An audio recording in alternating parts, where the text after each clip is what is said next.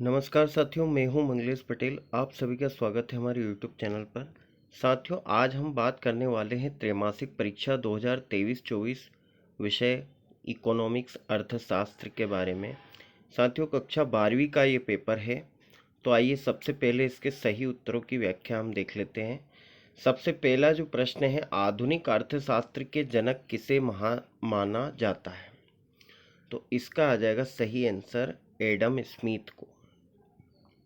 दूसरा है उपयोगिता दृष्टिकोण है, तो इसका सही आंसर आ जाएगा गणनावाचक एवं क्रमवाचक दोनों। बजट रेखा के सभी बिंदु दर्शाते हैं, तो इसका आ जाएगा सामान्य समान व्यय।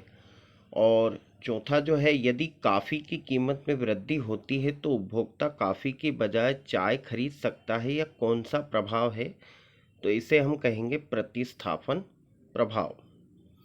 अगला जो क्वेश्चन है, आगत एवं निर्गत के बीच संबंध दर्शाने वाले फलन को कहा जाता है?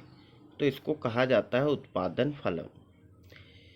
इनमें से कौन सी परिवर्तनशील लागत है? तो संपत्ति कर, कच्चे माल की लागत और ब्याज भुगतान, ये तीनों ही जो है परिवर्तनशील लागत है। आइए साथियों, हम नए क्वेश्चन, जो अगला क्वेश्चन है उसकी ओर बढ़ते हैं। रिक्त स्थानों की पूर्ति कीजिए। साधनों के सर्वोत्तम वैकल्पिक उपयोग की लागत है, तो अवसर लागत हम इसको कहेंगे। दूसरा जो है, औसत आगम के बराबर होता है, तो इसका सही आंसर आ जाएगा MR। दीर्घकाल में पूर्ण प्रतिस्पर्धी बाजार में फर्म को प्राप्त होता है, तो इसको लाभ प्राप्त होता है। उसके बाद में वस्तु की पूर्ति एवं अवधारणा है, तो इसका सही आंसर आ जाएगा कीमत। अगले क्वेश्चन की ओर आ जाते हैं। हासमान सीमांत उपयोगिता नियम की मान्यता अनुसार धन की सीमांत उपयोगिता, तो इसका सही आंसर आ जाएगा घटती है। और मांग का नियम एक उपयोगी दृष्टिकोण है, तो इसका आ जाएगा उपयोगी। साथियों, अगला जो क्वेश्चन है, सत्य अथवा असत्य बताइए। पहला है, मांग एक किसी वस्तु की कीमत और उसकी मांगी जाने वाली मात्रा के बीच व्युत्क्रम संबंध को दर्शाता है, तो ये बिल्कुल सत्य है।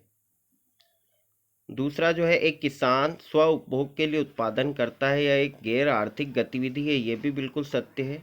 अल्पकाल व समयावधि है जिसमें उत्पादन में परिवर्तन नहीं किया जा सकता, ये भी सत्य है।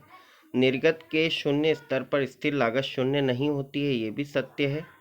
साधनों के घटते प्रतिफल के कारण सीमांत लागत वक्र यू आकृति का होता है, ये भी सत्य है।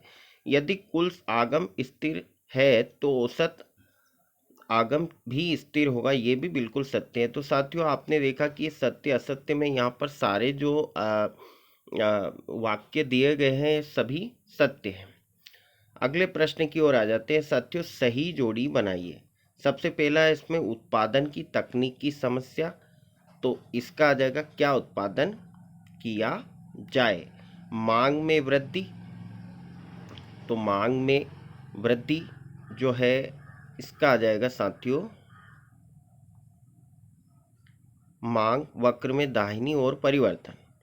भवन का किराया, तो भवन का किराया आ जाएगा साथियों स्थिर लागत। कुल उत्पादन, तो कुल उत्पादन का आ जाएगा कुल उत्पादन का योग। श्रम, तो श्रम का आ जाएगा परिवर्तनशील साधन। TC, इसका आ जाएगा साथियों छठा जो है अधि सामान्य लाभ। और लास्ट है उत्पादन लागत में वृद्धि, तो इसका आ जाएगा साथियों लाभ में कमी। अगले प्रश्न की ओर आ जाते हैं साथियों। एक शब्द अथवा वाक्य में उत्तर दीजिए। दुर्लभता वह स्थिति है जब वस्तु की मांग में परिवर्तन होता है, तो इसका आंसर आ जाएगा मूलभूत आर्थिक समस्या। उसके बाद में उत्पादन संभावना वक्र का आधार कैसा होता है? तो मूल बिंदु से ऊपर की ओर। बजट रेखा क्या है? तो बजट रेखा उन सभी बंडलों का प्रतिनिधित्व करती है। अगला जो है उच्च उदासीनता वक्र दर्शाता है, तो संतुष्टि उच्च स्तर को। और पांचवा जो है निम्न कोटि की वस्तुओं का क्या अर्थ है? तो निम्न कोटि की वस्तुओं को वस्तु भी कहते हैं। अगला जो है, किस समय अवधि में उत्पादन के सभी साधन परिवर्तनशील है? तो दीर्घकाल में। एक फर्म के द्वारा टेलीफोन भुगतान कौन सी लागत है? तो ये परिवर्तनशील लागत है। तो साथियों, ये था हमारा आज का अर्थशास्त्र त्रैमासिक परीक्षा कक्षा 12वीं का पेपर। आप देख ही चुके हैं कि जो यहाँ पर क्वेश्चन थे, मुझे लग रहा है कि आज का पेपर आपको थोड़ा सा टफ लगा होगा, लेकिन आपने अच्छे से इसको हल किया होगा। साथियों, ऐसे ही आपके लिए मैं आपके जो क्वेश्चंस पेपर है उनके लिए आंसर लाता रहूँगा। आप सभी को बहुत बहुत धन्यवाद।